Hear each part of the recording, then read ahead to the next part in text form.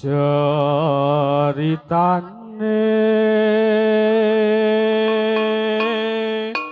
wayang Jawi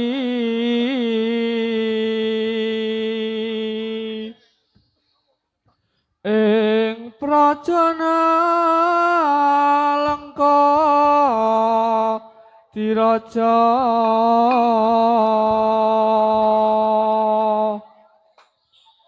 Rahwana raja arane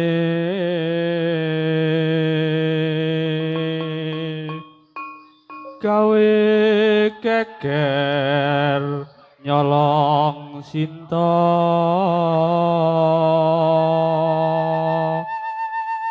Anuman tancu kumandang Nalengka wis dadi awu kopong gedhe tuning praja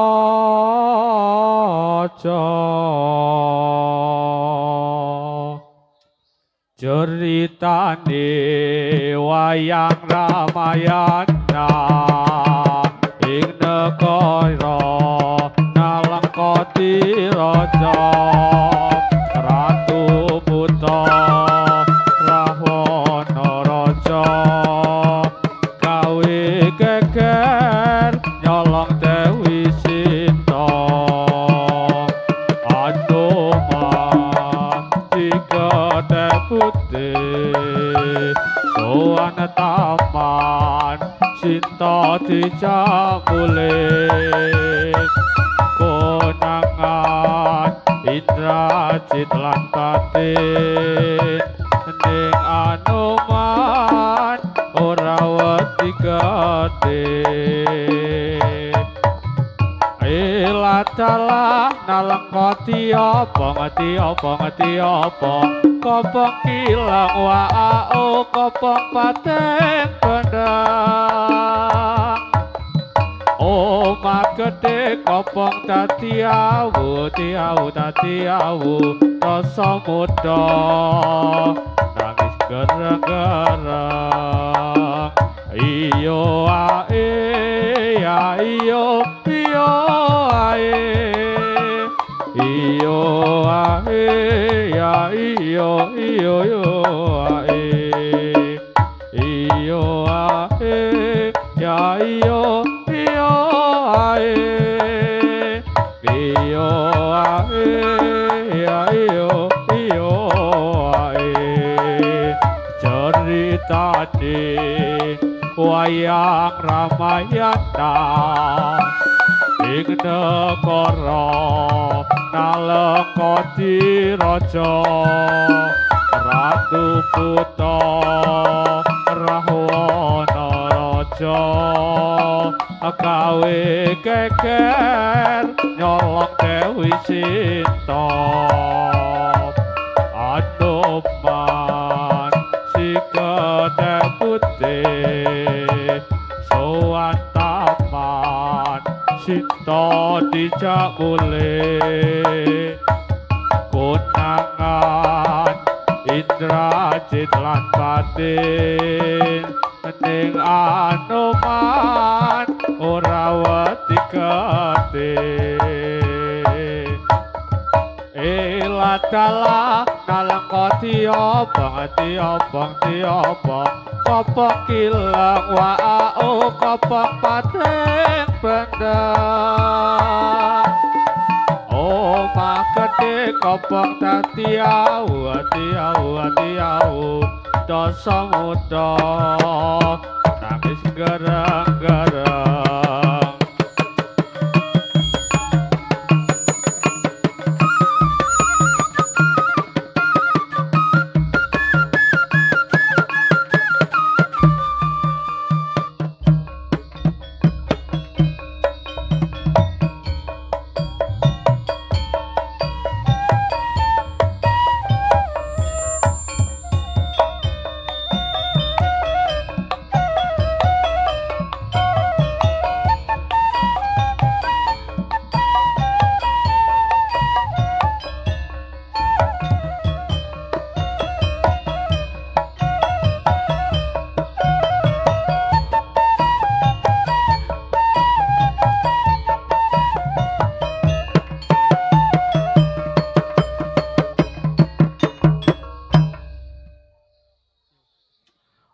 matur sugeng dumateng kang samya dateng amrih sadi badan kula wujud dameng maleng-maleng ampun ngantos samya jinglen mangke mudah mesengereng atur priksa dumateng para pamirsa ageng alit kakung putri sepamuda sedaya yen wonten lepat kawula nyuwun tunggih pangaksana kula niki lare saking pesona rimba dereng saged totolan uta negara sanyata sagedipun lunga sapa kupatos upasiwa dilanipun cetaya kang samya mreksa ampun ngantos sami ngala Allah ing kawula najan kula rupa Allah nanging tasih kanca nira najan Allah rupa kula ameteni nanging tasih golongan santri sayekti sawak samiang lampai kesenian warni-warni sampun cekap kang dados atur kawula mugi samya sekecakna lenggahira sedaya sinambi mreksa kawula kang rupane boten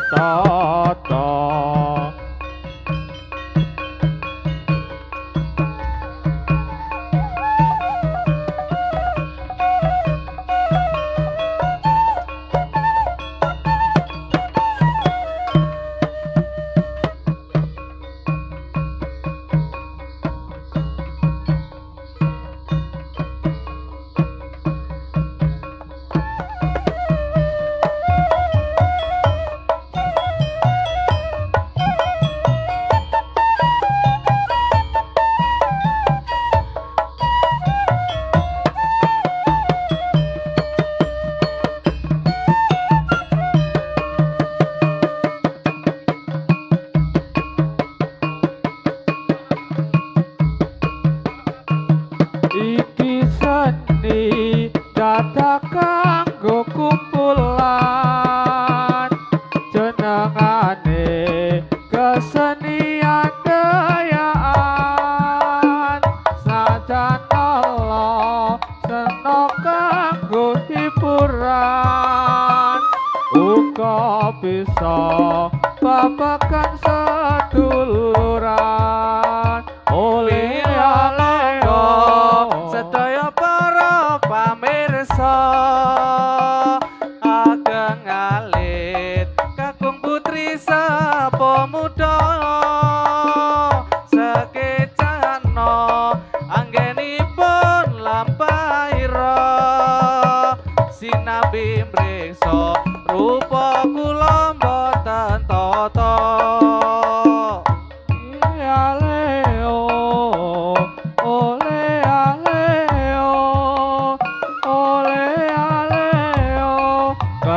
kanggo hiburan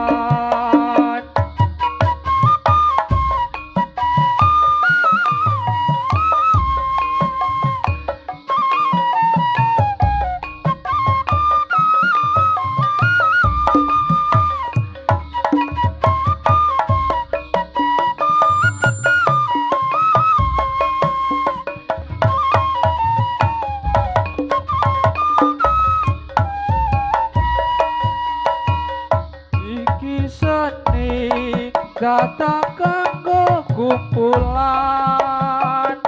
jenengane kesenian dayaan senajan Allah kena kanggo hiburan uga bisa babagan seduluran mila monggo sedaya para pamirsa ageng alit kakung putri sapa muda sakejana anggenipun langgaira sinambi mriksa rupa kula boten tata.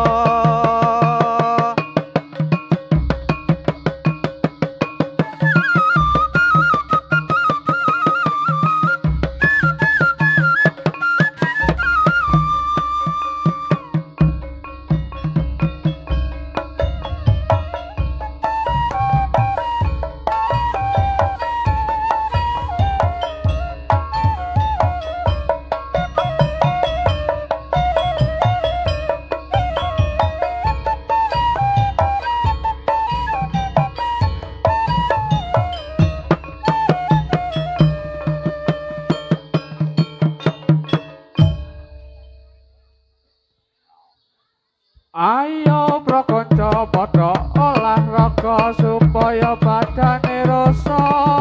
sinambi masa irang-irang kawula ingkang miturut agama. Ayo prasedulur Islam sedaya bebareng atur matana maring mirate Nabi junjungan kita Nabi Muhammad kang mulya. Ayo pro kaum muslimin muslimat serta pemuda fatayat padha giat anggone menghormat marang mirate Nabi Muhammad. Lamun wong urip ra gelem menghormat besok yen ana akhirat bakal keparing siksa menelakanat geni neraka kang mulat-mulat. Lamun kan padha gelem menghormati maring mirate Kanjeng Nabi besok yen kita tumata ing pati dikanjeng sarwa kang edi lafa inati dalil Islam iku dawuhe pangeran agama mungkahe Gusti Allah Islam iku kang lakoni tenan. Mila ayo padha seduluran netapno ing kewajiban ayat kajebot ing daleme Al-Qur'an dereng dawuhe pangeran. Mila sedulur kang samya prekesa mugi enggal dan tindakno agama Islam ingkang luwih utama iku dadi kewajibanno.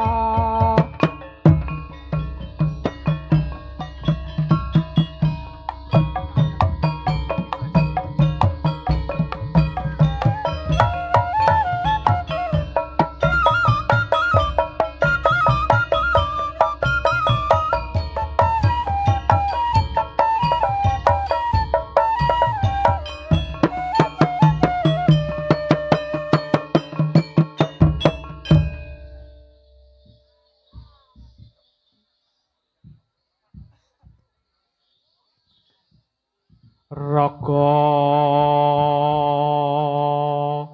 kang kajiret tresna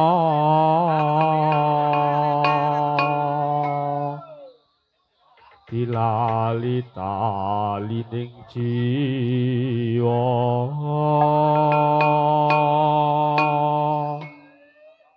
kegandrung parasmu Yai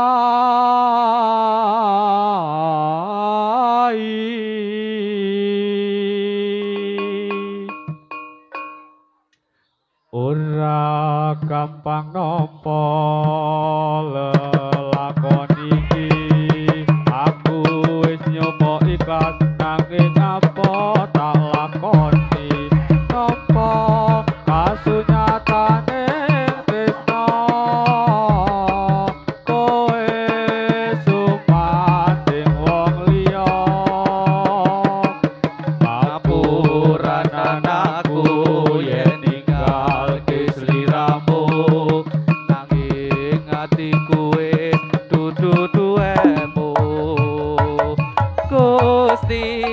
tansah krungu apa panyunanmu muga kowe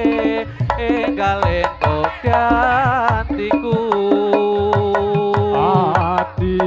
durung lila kowe nyanding wong liya apa iki kasunyatan sing tak tampa bebasaning kembang mekar ana ing lati nanging dudu aku sing duweni wis cukup laleno timbang atimu lara marga rasa tresno ra iso dipaksa atiku percaya yen kowe mesti bisa nglilake aku sumanding wong liya ora gampang nampa lelakon iki aku wis nyoba ikhlas nanging apa tak lakoni nampa kasunyatane tresna kowe sumanding wong liya ngapuranen aku yen ninggal kesliramu nanging atiku wis dudu duwemu Gusti tansah krungu apa panyunanmu muga kowe enggal entuk gantiku ati durung lila kowe nyanding wong liya apa iki kasunyatan sing tak tampa bebasaning kembang mekar ana ing lati nanging dudu aku sing duweni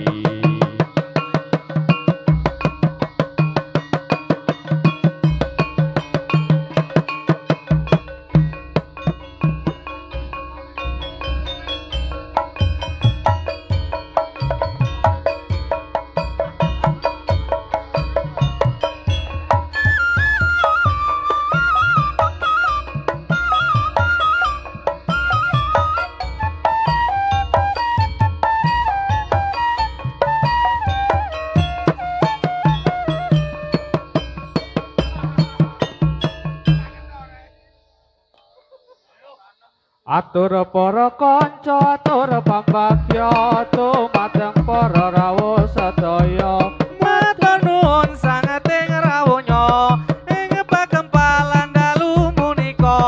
Gusti Allah Maha Kuwasa kersa paring widodo atur para putra atur pambagya nyuwun ing bapak ibu sekara benda bau pikir lan tenaga sarta bantu kelawan jiwa raga Gusti Allah ingkang Maha Kuwasa kersa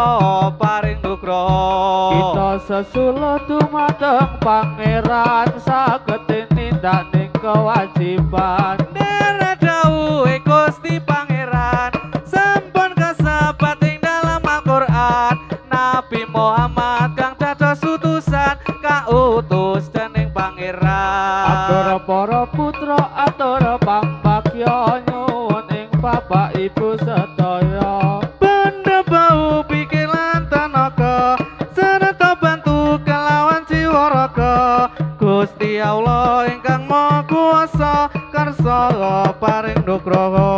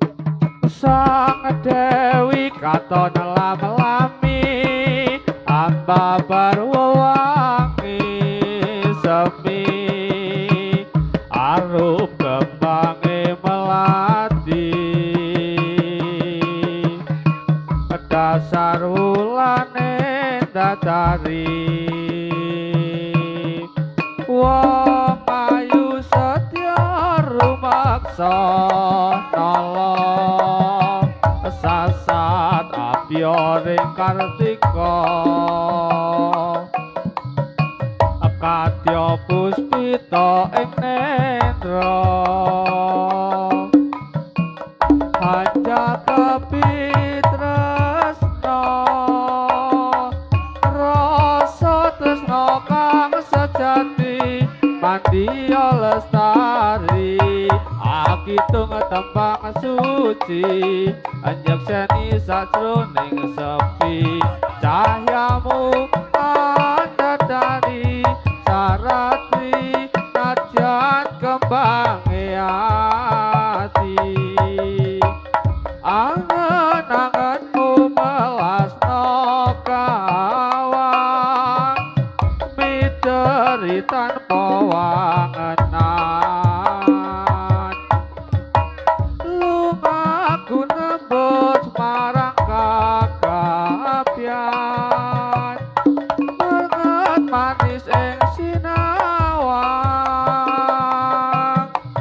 sang dewi katon lam-lami anggapan mewangi semi arum kembangi melati dasar wulane datari wong ayu setya rumaksa nolong sasat atroning kartika kadya puspita ing netra angga kapitresna rasa tresna kang sejati mandya lestari akitung kembang suci ngajeni sajroning sepi cahyamu andadari sarati nadya kembange ati angen-angenmu welasno kawan miteri tanpa wangenan lumaku nembus marang kabagyan banget manis ning sinawang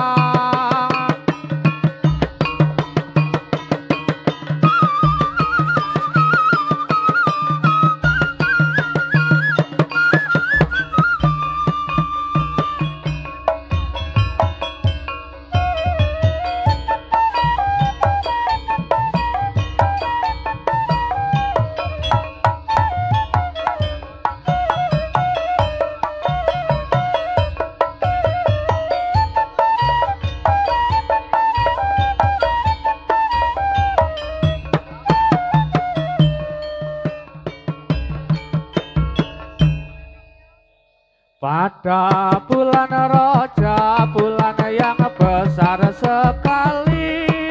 Pada bulan roja, bulan yang besar sekali. Itu kewajiban umat Islam meringati. Karena waktu itu Isra Mi'raj Kanjeng Nabi. Pada waktu itu Isra Mi'raj Kanjeng Nabi Muhammadun Nabi wa alihi wa sahbihi. Maka mari kita bersama memperingati. Maka mari kita bersama memperingati. Oleh kaum Islam pemuda sarta pemudi, jika tidak hormat akan dapat kondopesi. Jika tidak hormat akan dapat kondopesi. tetapi yang hormat diberi amal yang suci. suci sapa wong urip kang ora gelem memperingati sapa wong urip kang ora gelem memperingati marang merotira Nabi Muhammad kang suci kados sampun cekap kang dados atur kawula kados sampun cekap kang dados atur kawula kula badhe kantos critane urip ning donya pramila yen lepat kula nyuwun pangaksana pramila yen lepat nyuwun kuning pangaksana sedaya prakanca pemuda saking dusun mriki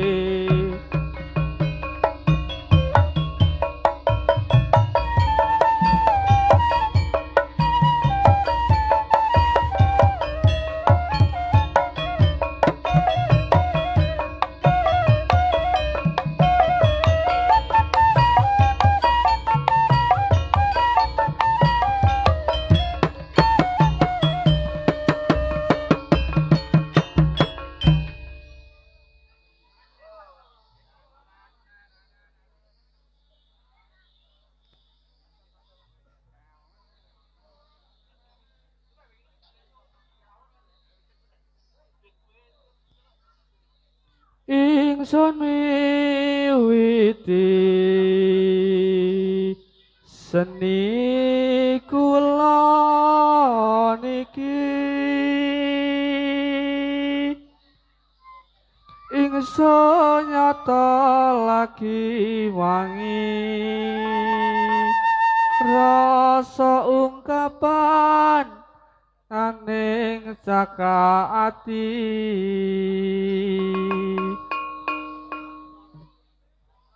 ingsun miwiti seni kula niki ingsun nyata lagi nyanyi rasa ungkapan aning cakaati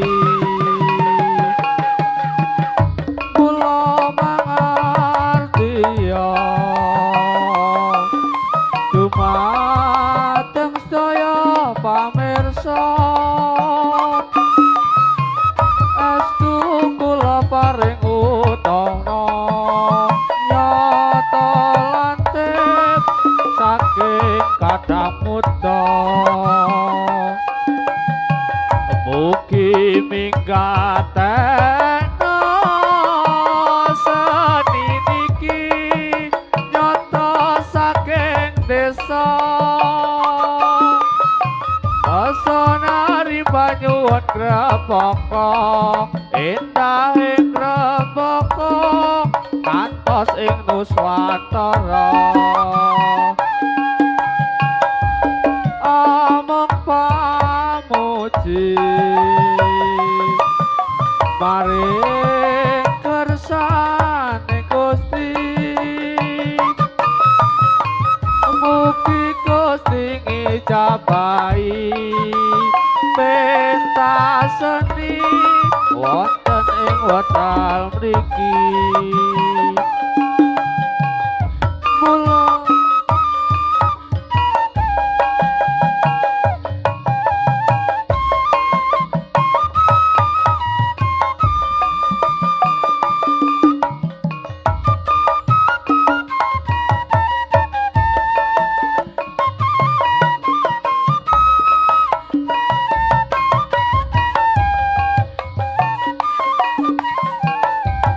ingsun miwiti seni kula niki ingsun nyata lagi wangi rasa ungkapan aning cakaati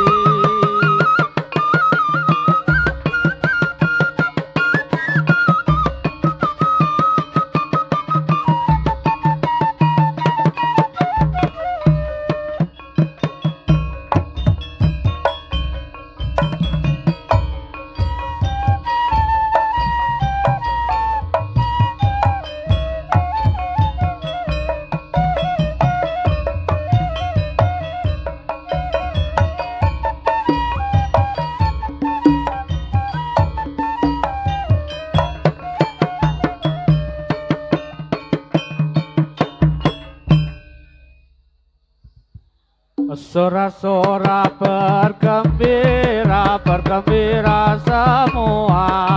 Sudah bebas negeri kita, Indonesia merdeka. Indonesia merdeka, Merdeka. Tujuh bahagia. Bahagia. Itulah hak milik kita untuk selama-lamanya. Sorak-sorak bergembira, bergembira semua. Sudah bebas negeri kita, Indonesia merdeka. Indonesia merdeka, Merdeka. tujuh bahagia. Bahagia. Itulah hak milik kita untuk selama-lamanya. Yo.